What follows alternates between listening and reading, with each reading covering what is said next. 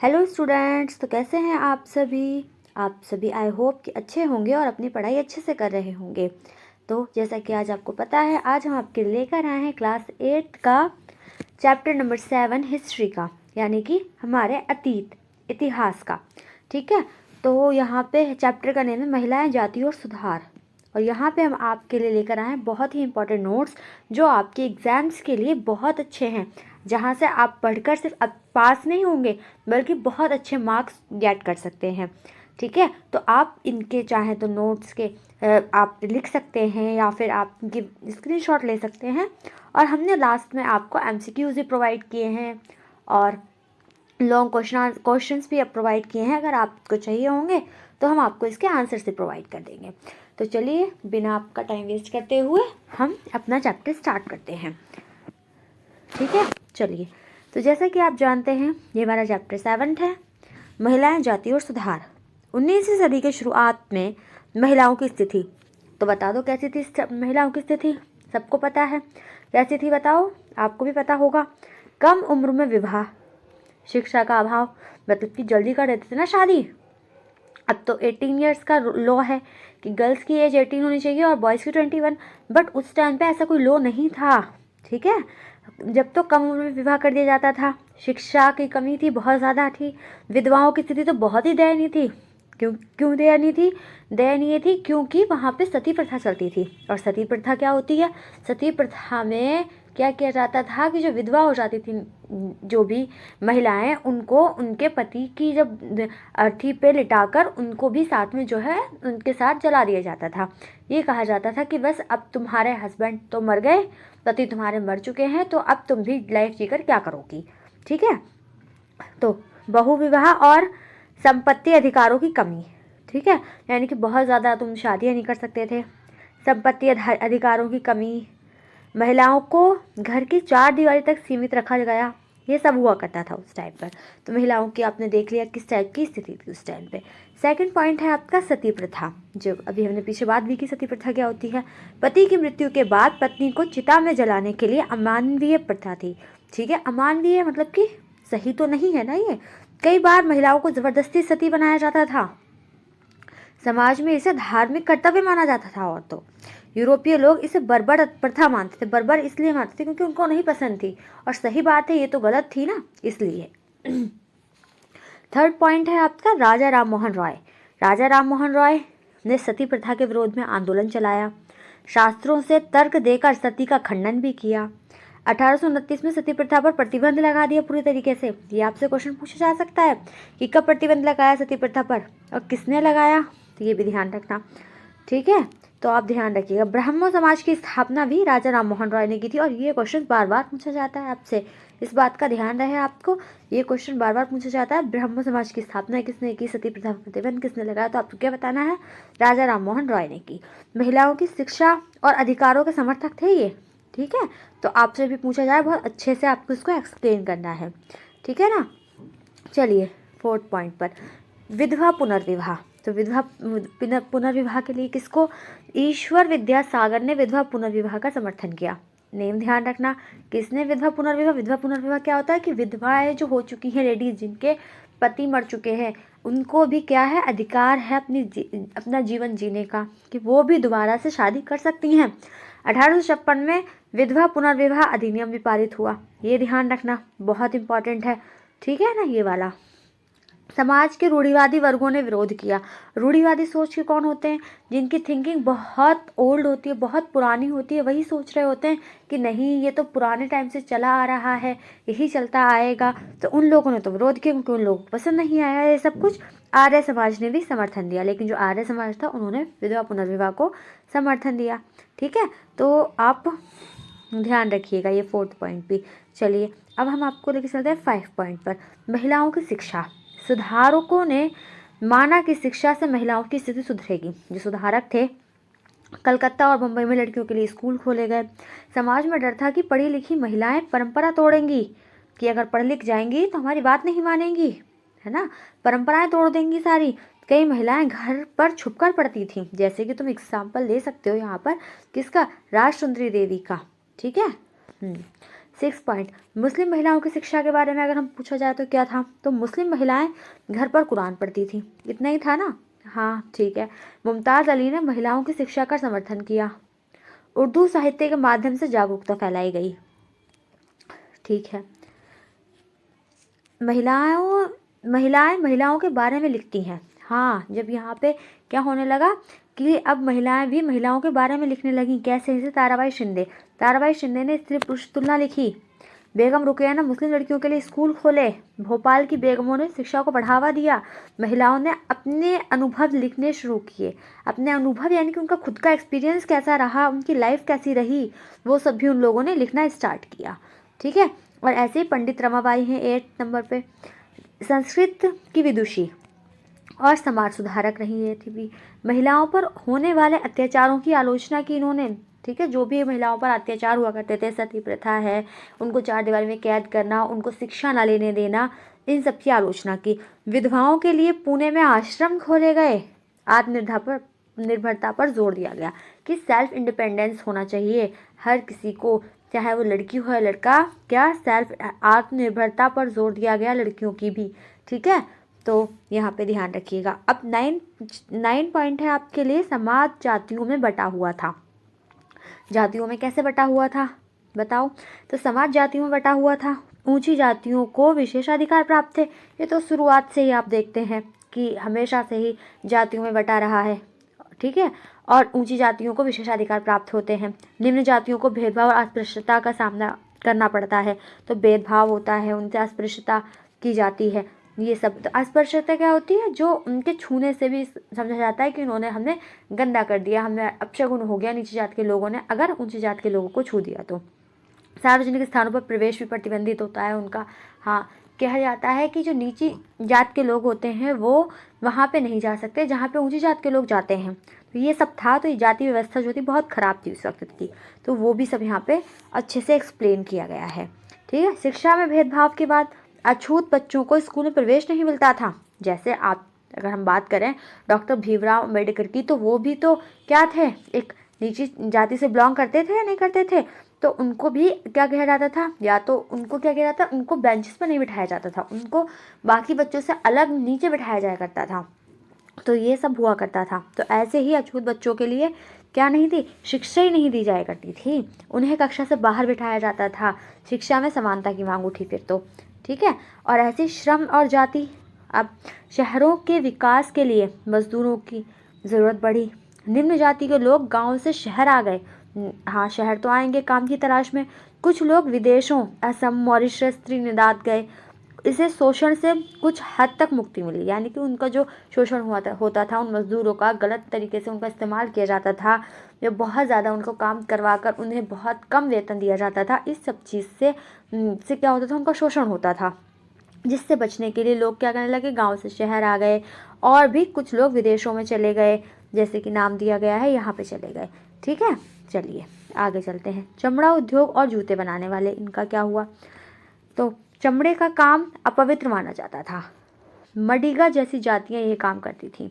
ठीक है। जैसे कह देते हैं ना कि मतलब कॉबलर है, मतलब मोची है, वही ये सब काम करेगा। तो ये सब प्रथम विश्व युद्ध में जूतों की मांग बढ़ी थी। इससे आर्थिक स्थिति सुधरी उन लोगों की। ठीक है। अब गैर ब्राह्मण आंदोलन क्या था? निम्न जातियों ने आत्मसम्मान के लिए आंदोलन शुरू किए। निम्न जातियों ने खुद के सम्मान के लिए, क्योंकि उनको कुछ समझा नहीं जा रहा था, उनकी रिस्पेक्ट नहीं थी कहीं पर भी, इसलिए सतनामी आंदोलन घासीदास ने स्टार्ट किया। ये पूछे जाते हैं कि मार्क्स में, तो बहुत अच्छे से पता होने चाहिए ये। मतुआ संप्रदाय ने हरिदास ठाकुर थे। श्री नारायण गुरु, एक जाति एक धर्म ईश्वर, ये भी पूछा जाता है कि ये जो नारा है वो किसने दिया? तो श्री नारायण गुरु ने दिया। इस चीज़ को भी आप ध्यान रखिएगा अच्छे से। अब ज्योतिराव फुले के बारे में बहुत पूछा जाता है। तो ब्राह्मण वर्चस्व का विरोध किया, यानी कि ब्राह्मण जो वर्चस्व था कि ब्राह्मण जात को ऊंचा माना जाता था। ठीक है। तो उस चीज़ का क्या किया? विरोध किया पूरी तरीके से। शूद्र अतिशूद्रों को संगठित किया। शूद्रों को जो है नीची जात का माना जाता था, लेकिन उनको इन्होंने संगठित किया। सत्यशोधक समाज पूछा जाता है, कौन से समाज की स्थापना की इन्होंने? गुलामगिरी पुस्तक किसने लिखी, कब लिखी, ये पूछा जाता है। तो ज्योतिराव फुले ने लिखी थी, और आपको ये बताना है अच्छे से। ठीक है। अब ऐसे ही 15 पॉइंट है, सामाजिक सुधार और राष्ट्रवाद। सुधार आंदोलन ने समानता की मांग की। ठीक है, हाँ, समानता चाहेंगे क्योंकि जो सुधारक थे वो सब यही चाहते थे कि सब में समानता आ जाए। महिलाओं और निम्न जातियों की आवाज़ तेज हुई। शिक्षा और कानूनों में से क्या हो गया, बदलाव आया। तो बदलाव तो आता ही है जब शिक्षा आ जाती है इंसान के अंदर। जब कोई भी ह्यूमन बींग है, अगर उसको थोड़ी नॉलेज हो जाती है उस बारे में, अपने अधिकारों के बारे में पता लग जाता है, जब पता लग जाता है तो क्या होता है, उसकी सोच में, उसकी थिंकिंग में, सब चीज़ में क्या होता है, बदलाव आने स्टार्ट हो जाते हैं, शुरू हो जाते हैं। ठीक है, अब चलते हैं 16 पॉइंट की तरफ। बाल विवाह निषेध कानून कब बनाया गया, ये क्वेश्चन बहुत पूछा जाता है, तो आपको पता होना चाहिए। 1929 में बाल विवाह निषेध अधिनियम लागू किया गया। ठीक है, बच्चों के अधिकारों की रक्षा की गई इसमें। महिला संगठनों के प्रयास से कानून बना था ये। ठीक है ना, तो ये सब ध्यान रखना है आपको। और 17 क्या है, गैर ब्राह्मण आंदोलन कौन सा था। गैर ब्राह्मण 20वीं सदी के प्रारंभ में शुरू हुआ था। ये नेतृत्व उन गैर ब्राह्मण जातियों ने किया जिन्हें शिक्षा व संपत्ति मिली थी। ठीक है, जो गैर ब्राह्मण थे लेकिन उनके पास शिक्षा भी थी और संपत्ति थी, भले वो ब्राह्मण नहीं थे, क्योंकि ब्राह्मण नहीं थे तभी तो वो सामने आए हैं। ब्राह्मण वर्चस्व और जाति आधारित भेदभाव का विरोध किया था उन लोगों ने। गैर ब्राह्मण थे और ब्राह्मण का वर्चस्व तो हमेशा से बना रहा, क्योंकि ब्राह्मणों को हमेशा से माना गया है कि उनकी पोस्ट बहुत हाई होती है, उनकी काफ़ी रिस्पेक्ट करनी चाहिए, वो काफ़ी ऊंची जात के होते हैं, बहुत ऊंची जात के होते हैं, ये सब उनके लिए सोच होती थी। ब्राह्मणों को आर्य आक्रमणकारियों का वंशज बताया गया। ठीक है, ईवी रामास्वामी नायकर यानी कि पेरियार, तो ये भी आपसे पूछा जाता है और आपको बताना भी है। ठीक है, पेरियार के बारे में। तो मध्यवर्गीय परिवार से थे ये।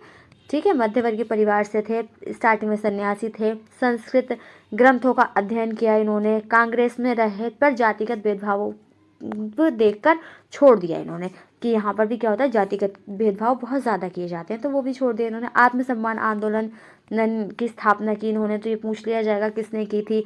अस्पृश्यों को मूल द्रविड़ संस्कृत का वाहक माना।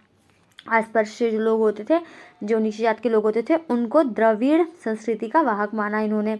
मनुस्मृति, रामायण, गीता के कटु आलोचक थे, मतलब कि इनको ये अच्छे से नहीं मानते थे, और स्त्रियों और निम्न जातियों पर प्रभुत्व का विरोध चाहते थे ये। ठीक है, चलो 18 की तरफ चलते हैं। संगठन बनाकर सुधार किया इन्होंने। तो ब्राह्म समाज की बात करें तो ब्राह्म समाज आपको जैसे पीछे पढ़ चुके हैं कि 1830 में इसकी स्थापना हुई थी। मूर्ति पूजा और बलि प्रथा का विरोध हो गया था यहाँ पर। उपनिषदों में विश्वास था, अन्य धर्मों की सकारात्मक नकारात्मक आलोचना थी। ठीक है, डिरोजियो और यंग बंगाल आंदोलन क्या था, ये भी अच्छे से देखिए आप। इसमें क्या था, ये हेनरी लुई विवियन डिरोजियो के नेतृत्व में परंपरा और रूढ़ियों का विरोध, महिलाओं की शिक्षा और स्वतंत्र सोच का समर्थन था। इसमें भी रामकृष्ण मिशन और स्वामी विवेकानंद और रामकृष्ण मिशन ने शिक्षा के लिए क्या क्या किया, ये सब भी देखते हैं हम। स्थापना रामकृष्ण परमहंस के नाम पर हुई। ठीक है, समाज सेवा को मोक्ष का साधन माना गया इन्होंने। स्वामी विवेकानंद की आप देख सकते हैं 1863 से 1902 तक। 1893 में शिकागो धर्म संसद में भाषण दिया। वेदांत दर्शन का वैश्विक प्रचार, राष्ट्रवाद और मानव सेवा पर बल भी दिया इन्होंने। ठीक है, आपको अच्छे से ध्यान रखना है। प्रार्थना समाज स्थापना 1867 मुंबई में हुई। जाति प्रतिबंधों का रोक था इसमें। बाल विवाह का भी विरोध करते थे। विधवा पुनर्विवाह और महिला शिक्षा को समर्थन करते थे कि विधवा को दोबारा से विवाह करने की आज़ादी दी जाए और अपना जीवन जीने का अधिकार दिया जाए। महिला शिक्षा का समर्थन करते थे।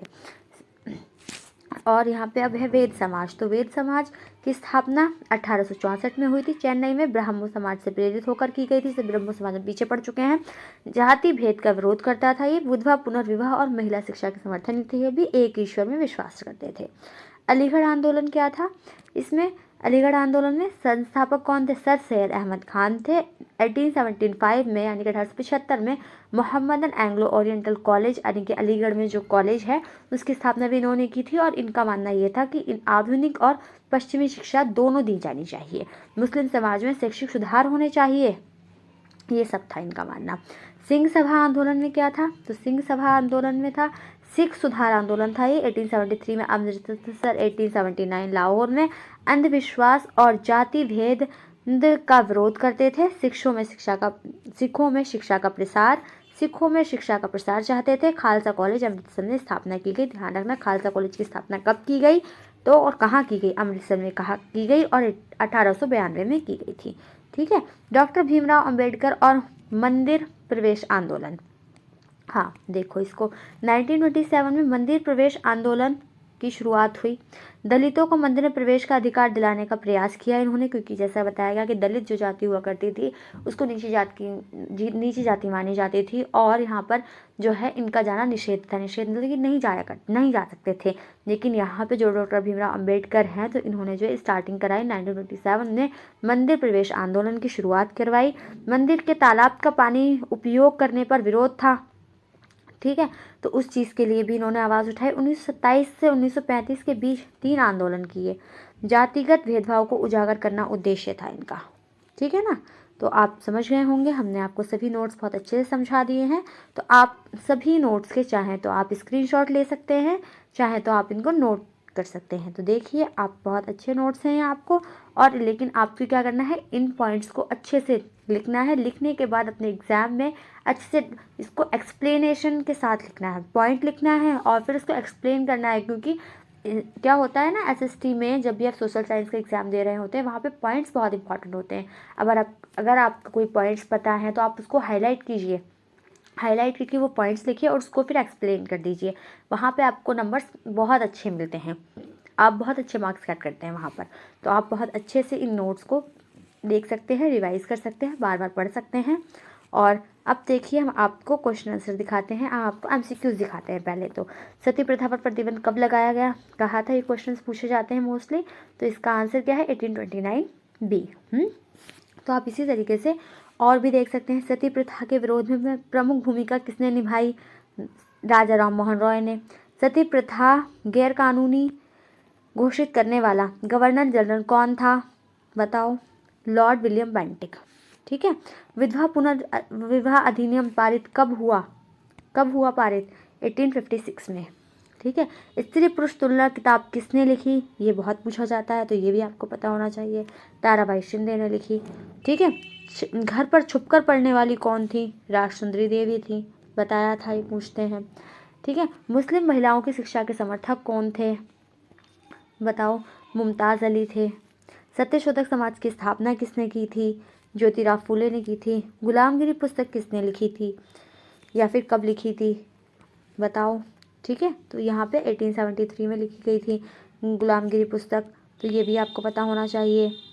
और 10 क्वेश्चन है हमारा, एक जाति एक धर्म का नारा किसने दिया, पूछा जाता है, ये भी श्री नारायण गुरु ने दिया। सतनामी आंदोलन किसने चलाया था, घासीदास ने चलाया था। मतुआ संप्रदाय की स्थापना किसने की थी, हरिदास ठाकुर ने की थी। ये सब आपके लिए बहुत इंपॉर्टेंट क्वेश्चन हो जाते हैं और आपको पता होना बहुत इंपॉर्टेंट है। बाल विवाह निषेध अधिनियम कब पारित किया गया, इसका आंसर है 1929 में। प्रारंभिक दौर में अछूत बच्चों को स्कूल में कहाँ बिठाया जाता था, ठीक है, कक्षा के बाहर बिठाया जाता था उनको। और 15 और 16 आपके ये भी हैं। प्रथम विश्व युद्ध में किस वस्तु की मांग बढ़ी, किस जूतों की मांग बढ़ी। समाज सुधार आंदोलन का मुख्य उद्देश्य क्या था, बताओ, क्या अंग्रेजों का समर्थन करना था, सामाजिक समानता था, व्यापार बढ़ाना, युद्ध करना, सामाजिक समानता, ठीक है। तो ये आपके सभी हो चुके हैं। आप आई होप कि आपको पसंद आए होंगे।